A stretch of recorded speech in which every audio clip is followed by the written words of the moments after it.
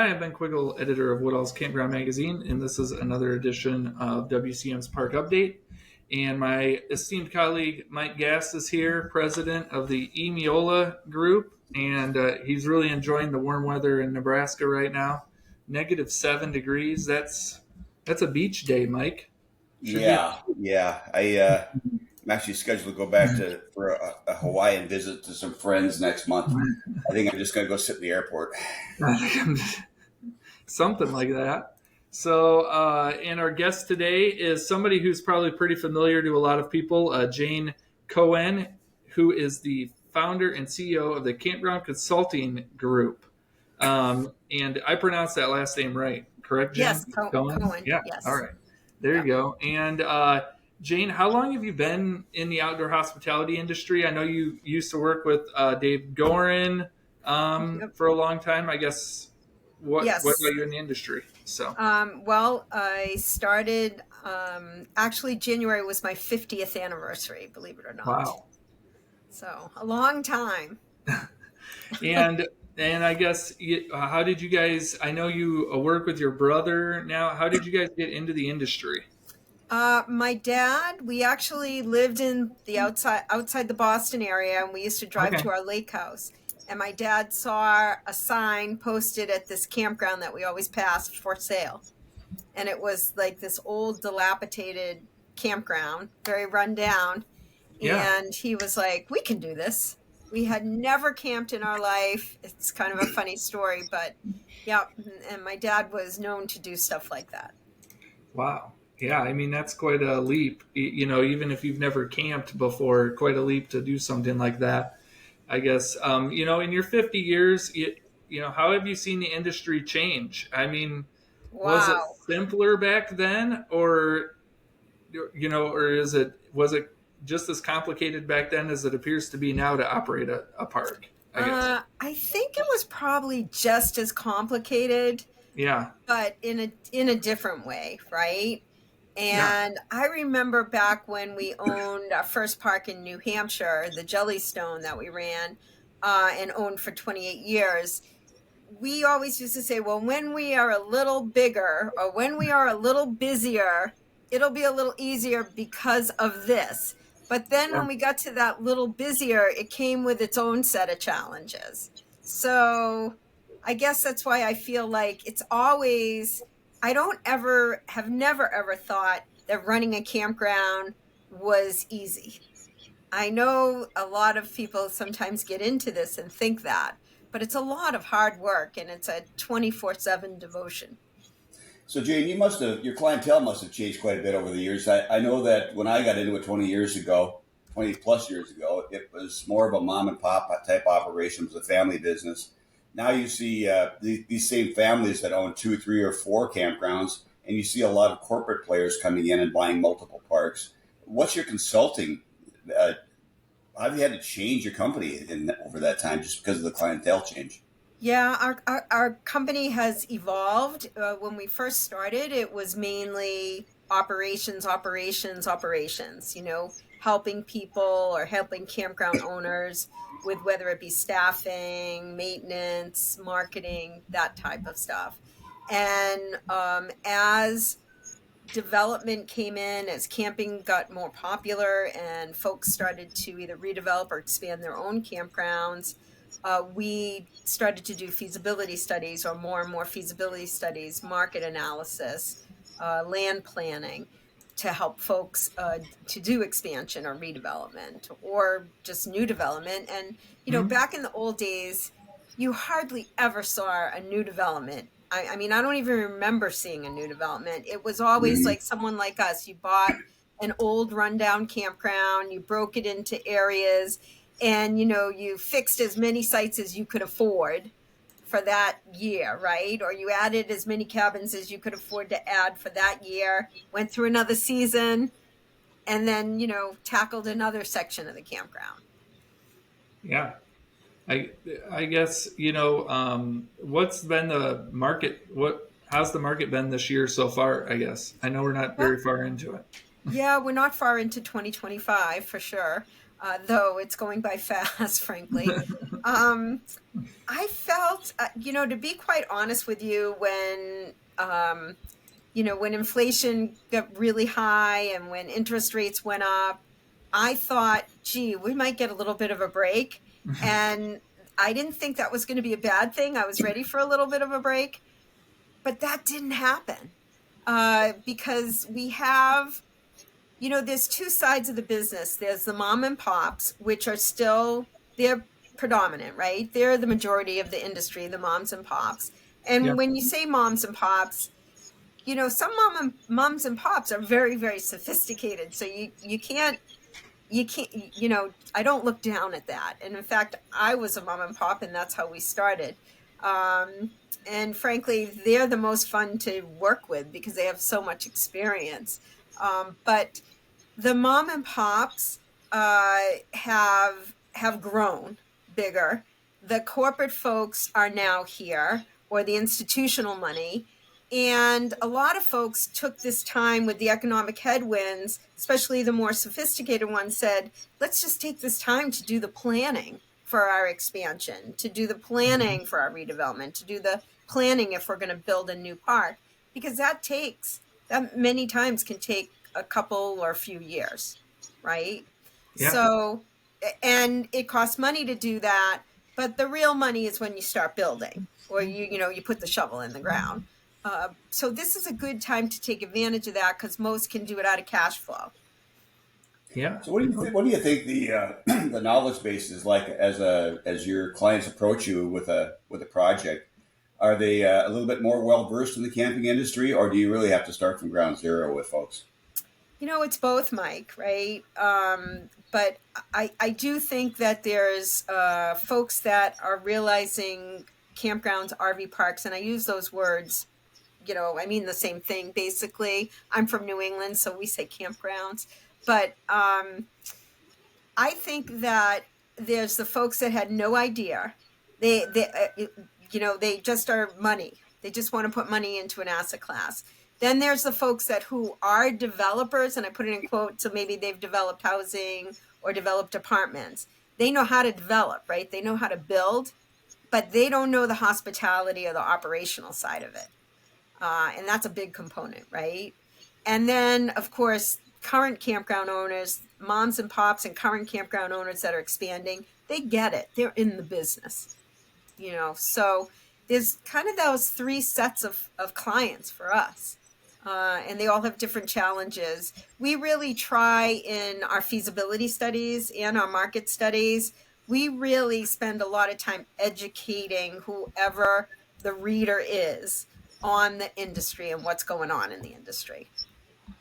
And, when I talk to mom and pop park owners, like you were at Campground Owners Expo, correct? In Branson, we weren't in Branson this year. Okay. All right. I wasn't in Branson either, so I was just wondering. But we will be next year. Yeah.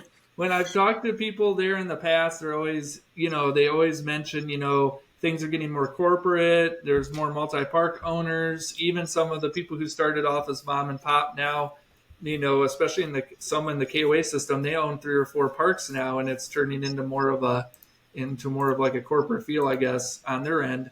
But I guess, are you worried that like some of these the mom and pop parks are just going to disappear eventually, and we are just going to be left with like multi-park owners or like developers, investors, or is there always going to be room for kind of those smaller parks? Yeah, I think there's always going to be room for the smaller parks, and I do think that the glamping, which we own Glamping Consulting Group, and that's kind of our glamping arm.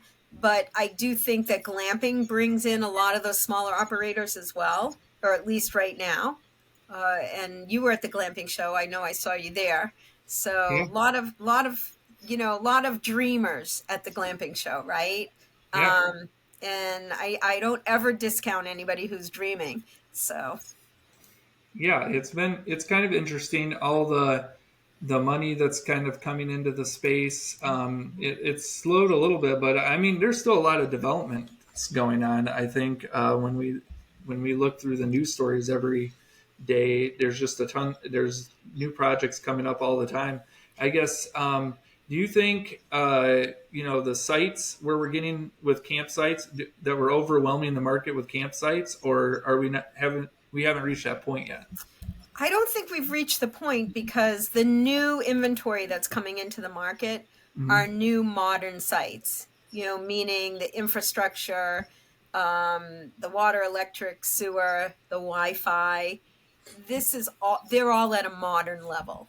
Mhm. And the new camper, that's what they're looking for. Even if they're looking for this overland experience at a campground, I call it an overland experience at a campground because I myself have a camper van, so I Yeah. camp, but I don't do the off-road kind of stuff. I stay at a private or public campground.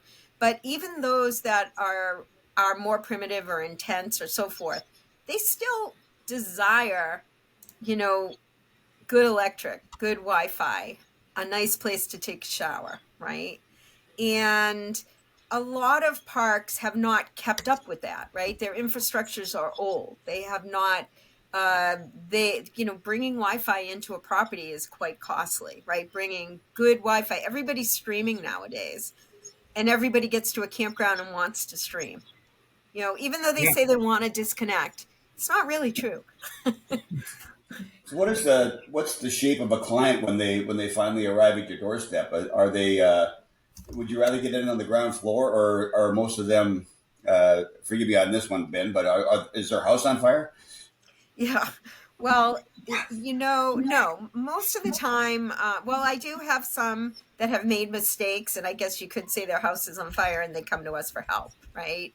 I personally like to get in on the ground floor and like to be asked to stay with the project all the way through and even into operations and marketing. I am a bit of a campground geek.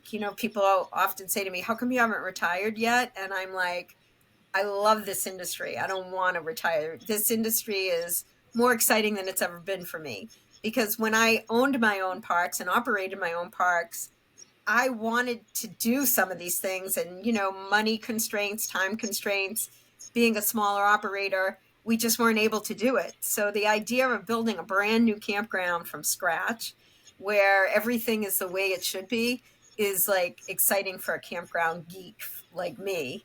And, the knowledge that I have from being an operator really helps in building a campground that can be operated efficiently and work. I understand it. I understand it from the owner's point of view and from the camper's point of view. We've seen a lot of management companies come into the space. I'm sure you've seen a lot of them. Are you concerned with some of the management companies just seem to pop up? They don't have a ton of experience or anything. Are you concerned about that? People managing parks that maybe don't have a ton of previous experience doing it, I guess. Yeah, I am concerned about that. And we've seen some companies do not the greatest job, right? And it's the same thing in the consulting business. We have a lot of consultants that, there was a while there, like David Gordon and I were like the only guys out there, right? We joined forces, but we were competitors, and then we joined forces. We were still the only out there, really. There were only a couple of us. But everyone who was out there had campground, ran a campground or had campground industry experience. What scares me is someone that comes in as a consultant or as a management company and they don't have that experience. Because even though we're hospitality, it Mhm. is a different animal, frankly. And it's a very, guest oriented, detail oriented operation. So Yeah. what kind of staff do you have? You've got a lot of different services here. You must have a varied staff available. We do. We have some great consultants that work with me.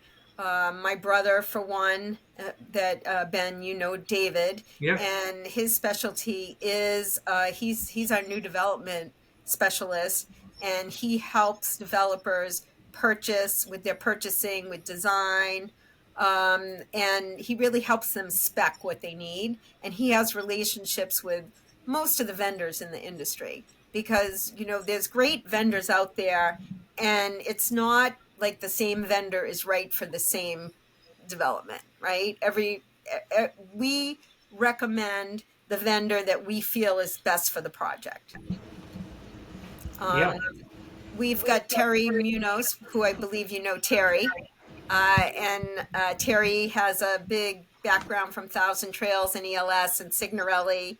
And in fact, that's how I met Terry. He came to me to do a feasibility study when he was with Signorelli.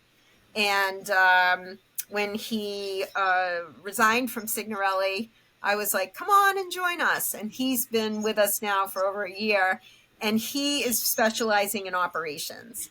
And one of the services that we don't do campground management. Frankly, I think I'd rather take a bullet than manage something I don't own. But we assist in overseeing or supervising. So we have some clients that don't live at their properties, and Terry, they're answering to Terry or me. The managers are answering to Terry or me. We're meeting with them every weekly. We're advising them what to do, similar to the way that when I had the 13 parks at Adventure Bound, I would have weekly meetings with my managers, and we'd have a list and move forward from that. So we do that type of I guess we could call it management or oversight, really.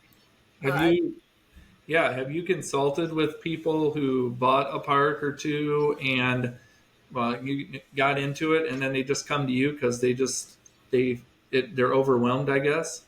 Yes, we get a lot of that because it is overwhelming. You Yeah. know, um, people often ask me like, "Why did I get out of owning them?" It's because it's really, if you are an owner operator, it's a 24/7 commitment, and after 30 years of not going to any family weddings or family reunions or having weekends or nights off, I was like, okay, it's time to start living a little bit.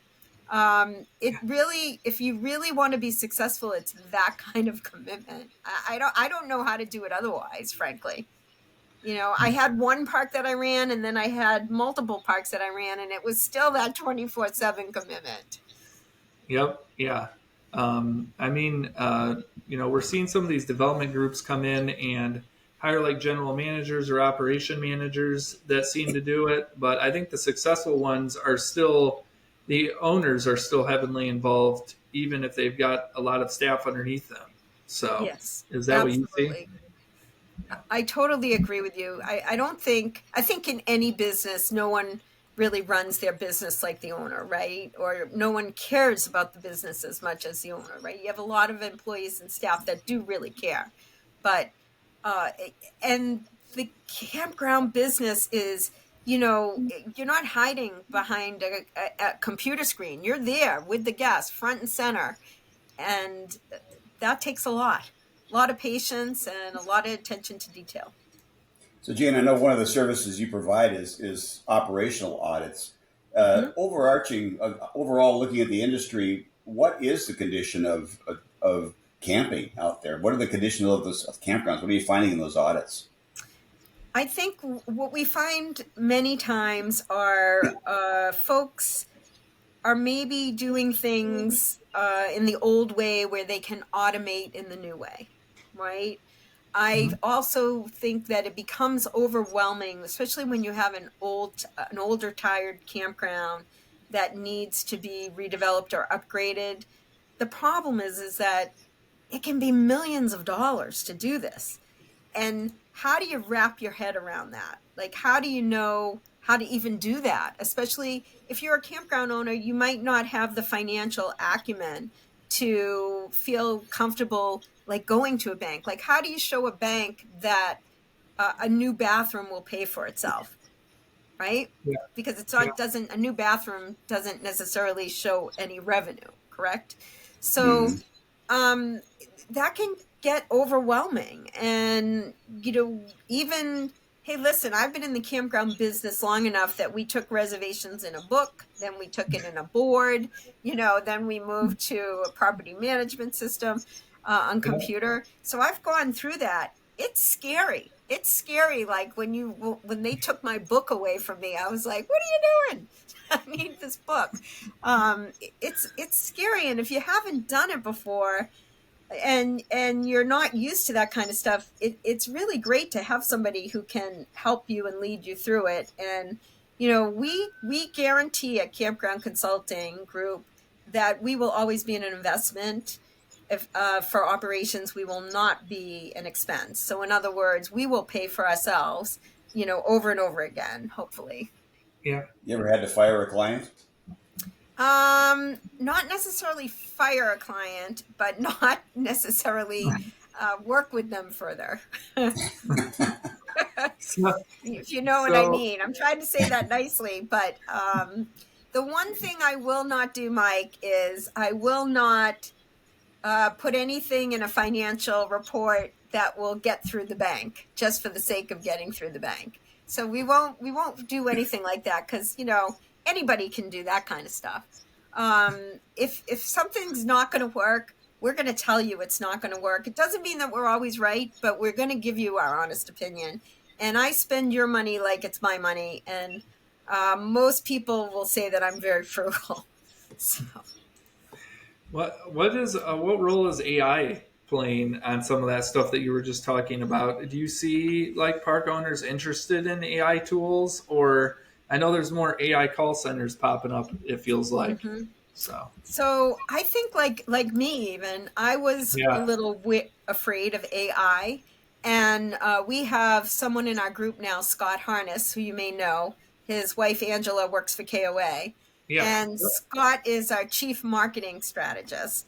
Okay. And he always says, I have Jayne in a bottle now. So he has been teaching me how to not be afraid of AI and to use AI to our benefit. It really doesn't replace anything, but we Yeah. can use it to our benefit. And you're going to see, we're going to launch a new website shortly. And a component of our website is going to be a chat bot called Compass that we are going to use, that we've developed. And so I'm encouraging our park owners to embrace technology always, and AI is part of that. Yeah, I mean, I've been looking at some different tools and things. Obviously, I don't use AI to write all the articles, but, for research and different things, it can be helpful. So it depends on what you're using it for. But I guess as we look to wrap up the show, what are the challenges that you see facing the industry in the next like 5 years? I know we've seen other forms of travel picking up and different things like that, inflation. I guess what are some of the big challenges you see? Well, we always, prior to COVID, we competed with cruise lines, and we competed with all that other kind of travel, right? So I feel like we're just back to a level playing field. And Yeah. maybe like a lot of people are going on a cruise right now, but that will level out too, right? Because they wouldn't go on a cruise before. But I think that one of the things that's really important in this industry is quality, not just from the campground owner side and having quality places that folks can come into and camp, but also from the manufacturing side, right? They need to be buying rigs that don't fall apart, okay? Because if they get frustrated with them not working, then it doesn't work for either of us. If they get frustrated with the RV or frustrated with the campground, we both lose, right? Both industries lose. The other thing that I think is a real big deal is that we need to, as an industry, embrace technology and learn how to do things better through technology, Hmm. and to help save us time on some of the tedious things, and then be able to refocus that onto the guest experience or onto helping our guests, such as, check-in right now can be very completely automated, or even a gate can be completely automated. So there's just ways, AI answering questions, we can completely automate things. And that helps us, because one of the greatest challenges, and it has always been a challenge, is staffing, right? Yeah. Yep. And right, we have, I can use the word never, we have never been able in this industry to find enough staff. Okay, staffing was always a problem for me way back when. And it's not even that, it's finding the right staff. All Yeah. right. And so that's really difficult. So anything we can do in this industry to help train, like what's it, the RVIA Tech Institute. I don't know if I'm saying it correctly. Yeah, RV Tech, yeah, Institute, yep. That's great. Like more stuff like that, but let's get some on the campground side. Yeah, I think conservation is going to be really important. Monitoring electricity. I'm a big advocate of even charging for electricity with daily and nightly camping guests, and everybody is fighting me on that, but they'll come around one day. Um, and there is a problem where we're getting eaten by guppies. Like there are so many people are fed up with fees, daily fee, like yeah, fees on, there's a fee now to use QuickBook. There's a fee to use, to monitor electric. There's a fee for everything. And we're getting eaten up by fees, I feel. And from a yeah. development point of view, that it is like fee fatigue, I call it. So these are some of the things that I think the industry needs to, we need to face and face it head on. Yeah, definitely. And Ojai's trying to tackle some of the credit card fees that park owners are dealing with right now, so that's great. But yeah, I mean the fees do seem to get a little bit out of hand. I think people are getting more used to the technology tools too. So maybe as park owners and campers get more used to them, we'll start seeing more people embrace them. I know there's still people out there that use pen and paper, so or Yeah. they have the board that you talked about. Yeah. So Well, the which book, just amazes me. the book travels well. The book travels well. Yeah, yeah. Well, Jayne, it was great catching up with you, Thank you. and I'm sure I'll see you at some shows down the road. Yep. So, We'll be in yeah. Florida. Are you going to be in Florida in May? No, I won't be in Florida in May, but All I'll right. be at How some about other. Taco? How about Taco? Yeah, I'll be at Taco. All So, right, great. yeah. We'll But see you at Taco then, and good luck with your rebuilding of your home. well, thank you. Thanks. Well, thank you, Jayne, for coming on the Thanks, show Jay. and talking with us. And we will see everyone again next week.